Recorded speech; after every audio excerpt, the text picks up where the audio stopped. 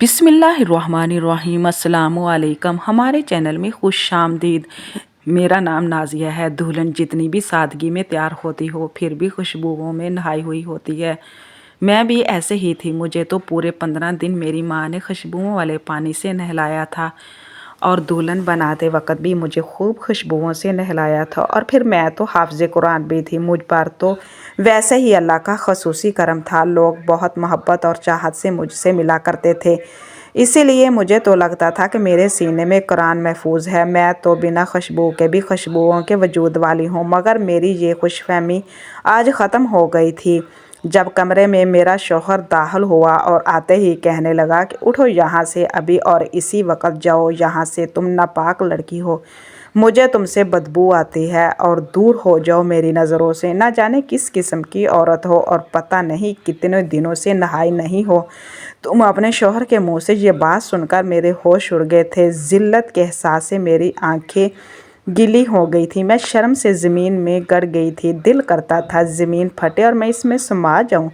इस ज़िल्लत, इतने जहरीले अल्फाज, इतनी गहरी हुई बातें, गिरी हुई बातें अपने बारे में सुनकर मुझे शदीद ज़हनी अज़ियत हुई थी। कितनी कराहत थी इसके लहजे में, कितनी नफ़रत थी इसके अंदाज़ में। मेरी आँखें फटे की फटी रह गई थी। मैं मुंह खोले अपने शौहर का मुंह देख रही थी। भला पहली रात की दुल्हन को कौन इस तरह के अल्फाज बोलते हैं। और ना कभी मैंने सोचा था कोई मुझे इतने जहरीले अल्फाज बोल सकता है। और बोलने वाला भी कोई और नहीं, मेरा अपना शौहर था। मैं जहाँ की तरह बैठी रह गई थी। मुझ में इतनी हिम्मत नहीं थी कि मैं कुछ बोल पाती। मेरे शौहर ने सिर्फ इस पर इक्तफ़ा नहीं किया था, जहरीले उगलने लगा था, उठो यहाँ से और दूर हो जाओ मेरी नज़रों से। फिर इससे पहले कि मैं उठती वो दोबारा बोल पड़ा, बस मैं ही चला जाता हूँ यहाँ से। और फिर बोलते ही कमरे से निकल गया और मैं ज़िल्लत की शदीद एहसास में गिर कर रह गई थी। मैंने कभी भी नहीं सोचा था कि मुझे कभी भी ऐसी भी बातें सुनने को मिलेंगी, वो भी पहली रात को। मैंने भी तो दूसरी लड़कियों की तरह बहुत से ख्वाब देखे थे, बहुत से अरमान दिल में सजाए थे, बहुत कुछ सोच रखा था। मैंने हमेशा खुद को छुपा कर रखा था। मैं सिर्फ़ और सिर्फ खुद को इस शख्स के हवाले करूँगी जिसके साथ मेरा निकाह होना था। और इसकी सोच की वजह से मैंने हमेशा पर्दा रखा था, क्योंकि मैंने सोचा था कि जो लड़की हमेशा पाकबाज और नेक पर्दे में रहती है, इसको शौहर बहुत चाहने वाला और इज़्ज़त करने वाला मिलता है। और फिर मैंने तो अल्लाह का कुरान पाक भी अपने सीने में रखा हुआ था। इसीलिए मुझे लगता था कि मैं भी अपने शौहर की मन चाही बीवी बनूंगी। और इसी शौक़ और चाहत में मैंने अपने अरमान सजाया था।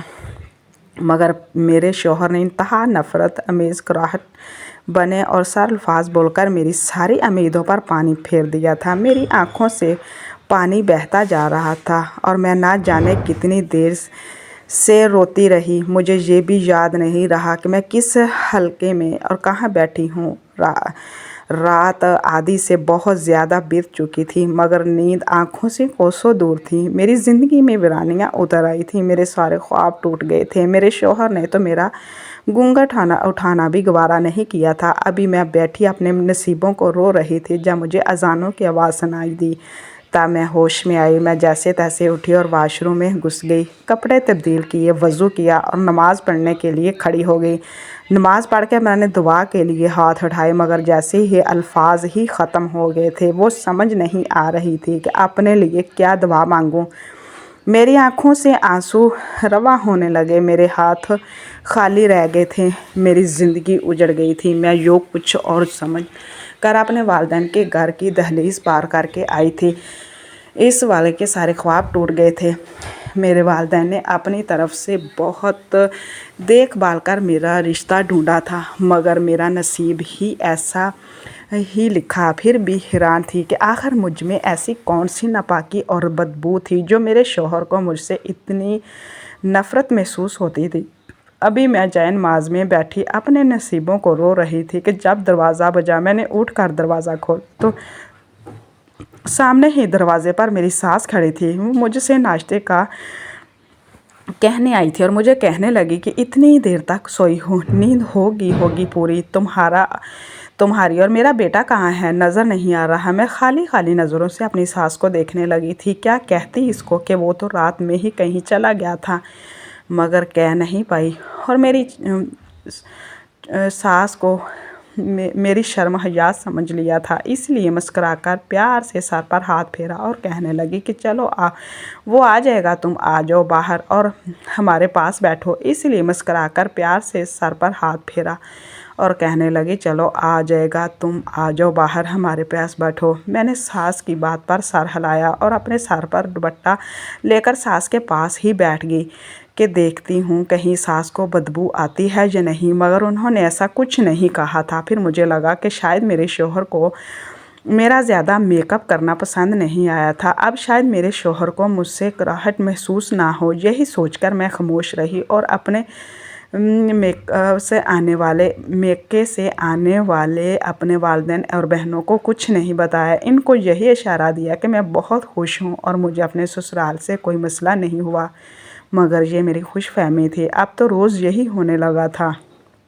कि मेरा शौहर मुझे देखते ही फौरी मुंह बनाता और मुझे कहता मुझे तुमसे बदबू आती है, तुम नापाक औरत हो। और मैं अपने शौहर के इस इल्ज़ाम पर तड़प कर रह जाती थी। मैं समझ नहीं पाई थी कि मेरे शौहर को मुझ में कौन सी नापाकी नज़र आती थी जो मेरी समझ से बाहर था, मगर मैं अपने शौहर को कुछ कह नहीं पाई थी। मेरे होते हुए मेरा शौहर कमरे में नहीं जाता था और ना ही मुझे मुखातब करता था। जहाँ मैं बैठी हुई थी मेरा शौहर वहाँ से उठ जाता था। मैं किसी भी चीज़ को हाथ लगाती वो चीज़ मेरे शौहर के लिए जैसे हराम हो जाती थी। हर गुज़रते दिन के साथ मेरे लिए ज़िंदगी तंग होती जा रही थी। मैं अगर खाना बनाती तो मेरा शौहर इस खाने को हाथ तक नहीं लगाता था और शोर भी खूब किया करता था। इसके रवैये और मजाज से पूरा घर परेशान होने लग गया था और मैं शर्मिंदा होती जाती। अपने शौहर की कराहट की वजह से मैं बाथरूम में ज़्यादा वक़्त गुजारने लगी थी। जाने कितनी कितनी देर मैं नहाती रहती, साबुन से रगड़ रगड़ कर अपना जिस्म ज़ख्मी कर लिया था, मगर फिर भी जिस्म पर साबुन रगड़ती थी ताकि मेरे जिस्म से बदबू ना आए, वो तो ख़त्म हो जाए, ताकि मेरे शौहर को मुझसे कराहट महसूस ना हो। मगर फिर भी कोई फ़ायदा नहीं हुआ था। मेरे शौहर को फिर भी मुझसे ज़्यादा बदबू ही आती थी। मैं शदीद परेशान होकर रह गई थी कि आखिर मेरा शौहर मुझसे कराहट महसूस क्यों करता था। ऐसी कौन सी नापाकी थी मुझ में जो वो मुझसे नफ़रत करता था। फिर मैंने ढेरों खुशबुओं का इस्तेमाल करना शुरू कर दिया था और ज़्यादा मेकअप करती थी ताकि मुझसे खुशबू आए। हालांकि जानती थी कि ये सब ठीक नहीं है, क्योंकि इस घर में मेरे 2 देवर भी होते और ऐसे देवर वाले घरों में खुशबू लगाना बहुत ज़्यादा सजना संवरना मेरे लिए ठीक नहीं था और ना ही अल्लाह को पसंद था। मगर फिर भी मैं ये सब कुछ कर रही थी क्योंकि मैं हर हाल में अपने शौहर को राज़ी करना चाहती थी। इसीलिए मैं हर वो काम करने लगती कि जिससे मेरा शौहर मेरी तरफ मतवज्जा हो जाए, मगर मेरी तरफ देखता ही नहीं था, बल्कि ऐसी हर जगह पर बैठने जाने से ग्रेज करता जहाँ पर मैं होती थी। फिर इसने अपना ज़्यादातर वक्त घर से बाहर गुजारना शुरू कर दिया था। मेरे लिए ये सब बात किसी तकलीफ़ और अजियत से कम नहीं थी। मेरे ससुराल वाले भी अपने बेटे की इस बात और हरकतों से पहले तो बहुत परेशान होने लगे थे और इसको टोकने की कोशिश करते थे। तो वो कहता कि मैं ही नहीं रह सकता इस औरत के साथ, ये नापाक है और इससे बदबू आती है। मैं इसकी बातों से बहुत ज़्यादा ज़िल्लत महसूस करती थी, मगर मैं चाहकर भी कुछ नहीं कह पाई थी। अजीब सी बेचैनी और वीरानियों ने मेरा अंदर डेरे डाल लिए थे। मेरे ससुराल वाले पहले मेरे लिए फ़िक्र करते थे, मगर अब बेटे की वजह से हालत देखकर परेशान रहने लगे थे और अब तो मुझे वो सब शक की निगाह से देखते थे कि मुझ में कोई ना कोई मसला, कोई ख़राबी तो है। अब तो मेरी सास मुझे बातें सुनाने लगी थी कि मेरी वजह से इनका बेटा ज़हनी सुकून खो चुका था। जाने में ऐसा क्या करती थी। फिर मेरी सास पे मुझे बहाने से कुछ भी दूर कर दिया, किचन से भी दूर कर दिया। तुम खाना मत बनाया करो, तुम्हारी वजह से मेरा बेटा घर पर खाना नहीं खाता, बाहर खाना खाता है। मुझे ये बात अच्छी नहीं लगती। मेरे बेटे ने आज तक घर से बाहर खाना नहीं खाया, मगर तुम्हारी वजह से वो सब कुछ कर रहा है। मैं तो ये सोच कर कुरान की हाफिज़ा लड़की लाई थी, कि मगर मुझे क्या पता था कि इस लड़की को लाने से मेरा बेटा ज़िंदगी की खुशियों से महरूम हो जाएगा। मैं तो अपने बेटे की बहुत फ़िक्र करती थी, जाने के कैसा नसीब है मेरे बेटे का, और जाने कैसी नमूसियत लाई हूँ वो अपने साथ, कि मेरे बेटा ज़हनी सुकून भी खो चुका है। अपनी सास की ये बात सुन कर मैं ज़िल्लत से ज़मीन में गड़ जाती थी। मैं भी नहीं जानती थी कि आखिर मुझ में कौन सी गंदगी और नापाकी थी, जो मेरा शौहर मेरे पास ही नहीं आता था। और फिर मेरी सास ने पीरों के पास जाना शुरू कर दिया था, कि शायद कोई तवीज़ गंडे का मसला था। जब भी इनका बेटा ऐसा हो रहा था, मगर मैं ना इन बातों को बिल्कुल नहीं मानती थी, लेकिन अपनी सास को कुछ कहकर मैं अपने लिए मज़ीद मुसीबत खड़ी नहीं कर सकती थी। पहले ही मैं अपने नसीबों को रो रही थी, और अपने वालिदैन को कुछ भी बताकर इनको परेशान नहीं कर सकती थी। यही तो मेरा नसीब था। इसने मेरे वालिदैन को कोई गलती नहीं थी, इसीलिए खामोश रहती थी, और बस अंदर ही अंदर ख़ुद को ख़त्म करती जा रही थी, और बस घर का काम किए रखती थी और कुरान पाक की तिलावत करती थी। मेरी तकलीफ़ बहुत बड़ी थी। कहती कुरान की तिलावत करके अपनी अज़ियत को कम करने की कोशिश करती थी, और अपने अल्लाह से दुआ भी करती थी कि मेरे अल्लाह मेरी मुश्किल ख़त्म करेगा। और फिर एक रोज़ वो हुआ जो मैं सोच भी नहीं सकती थी। इस रोज़ मेरी बर्दाश्त ख़त्म हो गई थी, और इस रात मैं अपना सारा ज़ब्त खो बैठी थी। मैं एक रात अपने कमरे में बैठी खुले कपड़ों को तय लगा रही थी, कि अचानक कमरे का दरवाज़ा खुला, और मेरा शौहर कमरे में दाखिल हुआ। और अपने शौहर को कमरे में आता देखकर मैं उठकर अपने कपड़े समेटने लगी, ताकि वो उठकर कमरे से निकल जाऊं, क्योंकि मेरे होते हुए मेरा शौहर कमरे में नहीं रुकता था। मगर इस रोज़ मेरी हालत की हैरत की इंतहा ना रही, जब मेरे शौहर ने मुझे मुखातब किया और कहा कि मैं कहीं ना जाऊं, और इनकी बात सुनो। फिर कहने लगे मैंने बहुत सोचा इस बारे में। आखिर इन सब में कोई ना कोई मसला, कोई गड़बड़ ज़रूर है। इसीलिए मैं एक पीर के पास गया और हिसाब करवाया, तो उस पीर ने बताया कि तुम पर कोई जादू है, जिसकी वजह से मुझे तुम्हारे पास से बदबू आती है। बाकी थोड़ी देर में पीर साहब आ जाएंगे और तुम्हारा इलाज करेंगे, क्योंकि मैं इन सब से थक गया हूँ। और ये बोलकर मेरा शौहर कमरे से बाहर निकल गया, और थोड़ी देर बाद ही वो वापस आया, तो इसके साथ एक अजीब से हुलिये वाला पीर बाबा था। इस पीर की शक्ल और हुलिये से ही मुझे अजीब सी वहशत हो रही थी, मगर मैं कुछ भी नहीं कह पा सकी थी। और वो पीर अजीब सी नज़रों से कभी मुझे देखता, कभी पूरे कमरे को घूरने लगता, फिर आंखें बंद करके कुछ पढ़ने लगता। इसकी हरकतें बहुत ही अजीब थीं, और साफ लगता था कि वो कोई ढूंगी है। फिर इससे पहले कि मैं कुछ बोलती, इस पीर की बात ने मेरे वजूद को हिला के रख दिया। इसने मेरे शौहर से कहा कि इस पर बहुत बड़ा जादू है, और इसके लिए मुझे इसके साथ अकेले ही कमरे में रहना होगा। मेरे अलावा और कोई इस कमरे में और इस लड़की के पास नहीं आएगा, ताकि मेरे अमल में कोई भी मुदाखलत ना हो। इसीलिए तुम जाओ, और जब तक मैं ना कहूँ तुम या कोई भी इस कमरे में मत आना, और किसी भी किस्म के शोर शराबे पर कान धरने की ज़रूरत नहीं। इसकी पीर की मुनासब सुनकर मेरे आसान फतह हो गए थे, जिससे मुझे तो पहले ही वो ढूंगी लग रहा था। मगर अब इसकी बात सुनकर मेरी छठी हिस्स खतरे की घंटी बजा रही थी। यकीनन इस पीर की नीयत में खोट था, इसीलिए वो अकेले ही कमरे में रहना चाह रहा था। ये सब सोच कर मेरी हालत ख़राब होने लगी थी, मगर इससे भी ज़्यादा मुझे इस बात की तकलीफ़ थी कि मेरा शौहर भी इस पीर की बात पर अमल दरामद करते हुए कमरे से जाने लगा था। तब मैं एकदम से उठी और अपने शौहर के साथ अपने शौहर के कदमों में बैठ गई, और रोते हुए इसके पाँव पकड़ लिए थे, और अपने शौहर से कहा कि मैं समझ गई हूँ कि आपको मुझसे ही मसला है। आप मेरे साथ नहीं रहना चाहते, इसीलिए आप चाहें तो मुझे तलाक दे दें। मैं वादा करती हूँ कि सारे इल्ज़ाम अपने सर पर ले लूँगी। इसको مجھ میں اب تک کوئی کیا بنتی بیتی، نہ ہی آپ کی ذات پر کوئی بات آنے دوں گی۔ میں وعدہ کرتی ہوں، مگر ابھی مجھے آپ سے اس طرح غیر مرد کے ساتھ اکیلا چھوڑ کر مت جائیں پلیز۔ مجھے اس آدمی پر اعتبار نہیں، ویسے بھی میری زندگی میں آج تک کوئی غیر مرد نہیں آیا اور نہ ہی کبھی میں نے آج تک کسی غیر مرد کے آگے اپنا دوپٹہ اتارا ہے۔ آپ چاہے میرا یقین کریں یا نہ کریں، مگر خدا کی قسم میں پاک باز عورت ہوں، لہٰذا آپ میری پاک بازی پر داغ مت لگائیں۔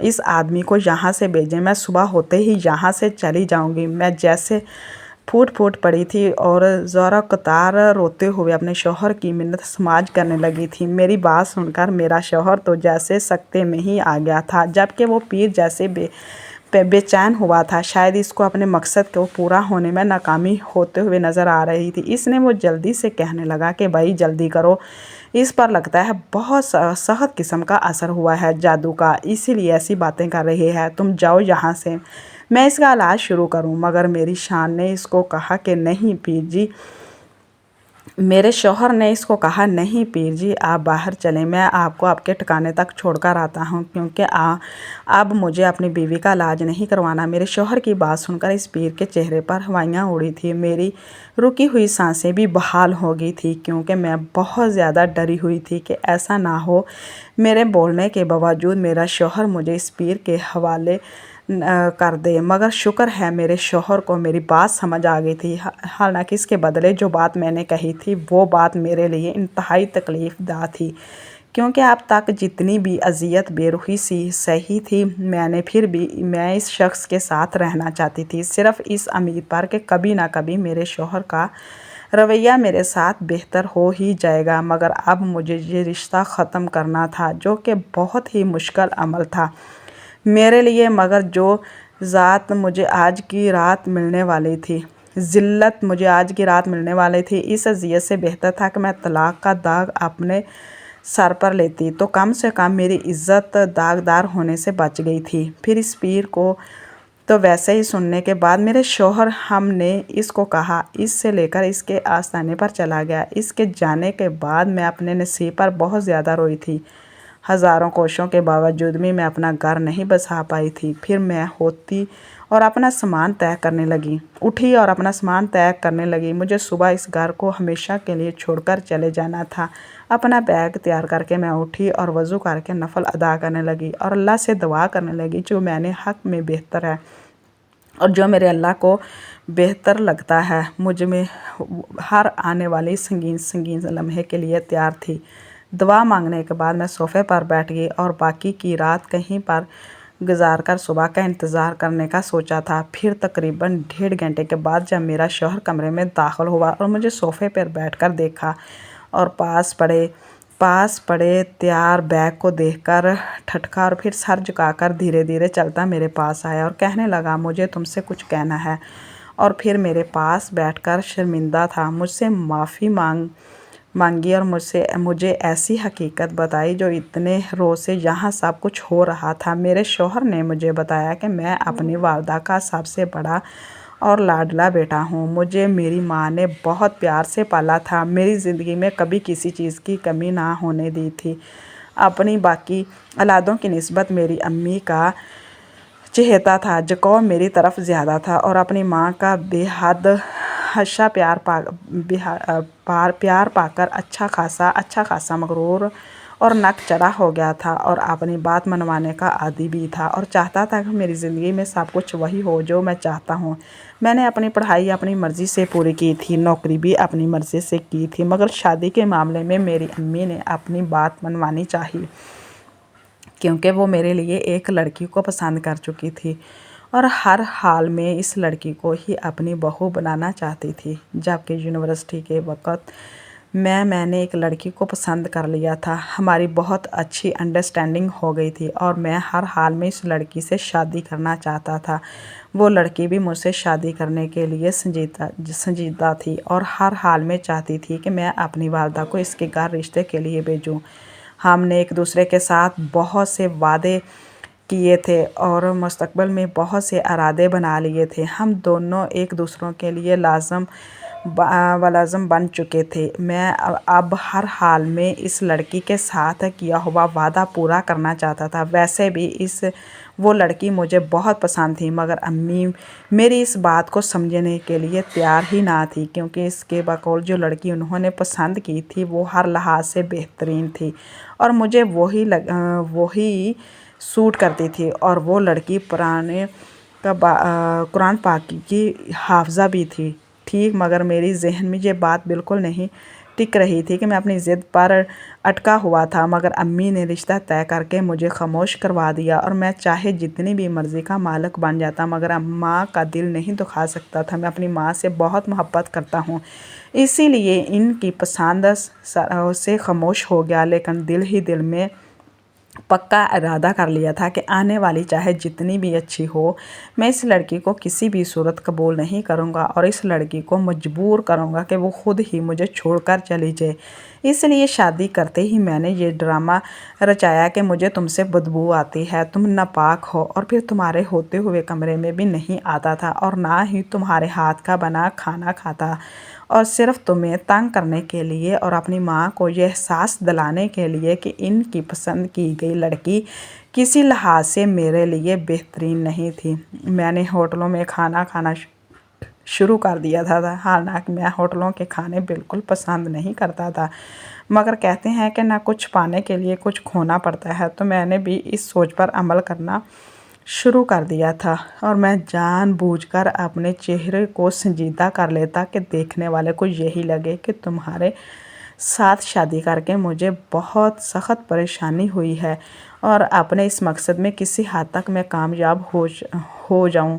میری امی بھی اب تم سے خار کھانے لگی تھی اور چاہتی تھی کہ اس مسئلے کا کوئی حل نکلے۔ صرف اتنا ہی نہیں، وہ بھی اب اس بات پر تیار ہے کہ میں چاہوں تو دوسری شادی کر لوں، مگر جس لڑکی کو میں پسند کرتا ہوں وہ یہی چاہتی ہے کہ میں تمہیں طلاق دے دوں، تب ہی وہ مجھ سے شادی کرے گی، اور امی کی مزاج سے لگ رہا ہے کہ وہ میرے سکون کے لیے میری شادی تو کروانا چاہتی ہے، مگر ابھی بھی تمہاری طلاق کے حق میں نہیں ہے۔ اس لیے میں نے جعلی پیر کا سہارا لیا تاکہ اس کے ذریعے یہ بات کہلوا سکوں کہ تمہارا میرے ساتھ رہنا ٹھیک نہیں، مگر جب تم نے اس پیر کے ساتھ اکیلے رہنے سے منع کیا تو میں حیران ہو گیا، مگر آج تم نے جو کہا، جس لڑکی کو میں اپنی زندگی سے نکالنا چاہتا تھا وہ اتنی پاک اور نیک عورت تھی، مجھے تو خوش ہونا چاہیے تھا کہ میرے نصیب میں ایک نیک لڑکی لکھی ہے جس کی زندگی میں میرے علاوہ اور کوئی مرد نہیں آیا تھا، اور میں اس کو اپنی زندگی سے نکالنا چاہتا تھا۔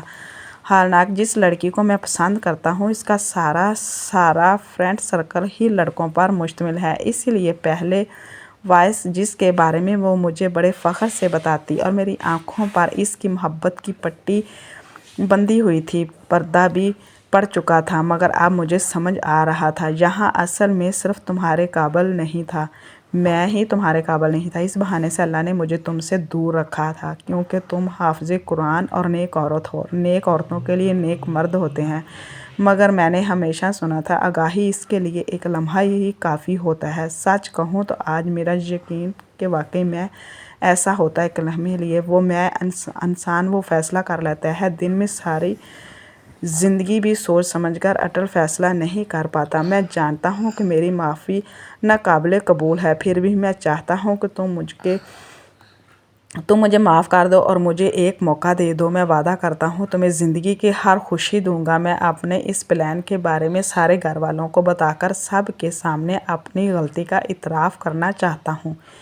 میرا شوہر یہ بول کر خاموش ہو گیا اور سر ڈالے میرا جواب کا انتظار کرنے لگا، جبکہ میں دکھ سے اپنے شوہر کی باتیں سن رہی تھی کہ یہ سب ڈرامہ تھا، اور مجھے یہ ذہنی اذیت اس نے صرف چھٹکارا پانے کے لیے دی تھی، اور مجھے یہ ذہنی اذیت اس نے صرف مجھ سے چھٹکارا پانے کے لیے دی تھی۔ میرے لیے اتنا آسان نہیں تھا کہ ایک دم سے اس کو معاف کر دیتی، مگر میرے اللہ نے مجھے حوصلہ دیا، میری دعائیں سن لی تھی، اور میں فلاح کی اذیت سے بچ گئی تھی، مگر میرے شوہر نے میرے جسم، میری روح، میرے دل کو زخمی کیا تھا، میری بے بسی کا فائدہ اٹھایا تھا، مگر میں پھر بھی اور اسی اذیت ایک بیوی، ایک بیٹی تھی، بہت سارے رشتوں کو مد نظر رکھ کے مجھے فیصلہ کرنا تھا اور میں نے شوہر کو معاف کر دیا کہ آنے والے وقت میں مجھے معلوم ہوا کہ میرا فیصلہ درست تھا، کیونکہ میرے شوہر کو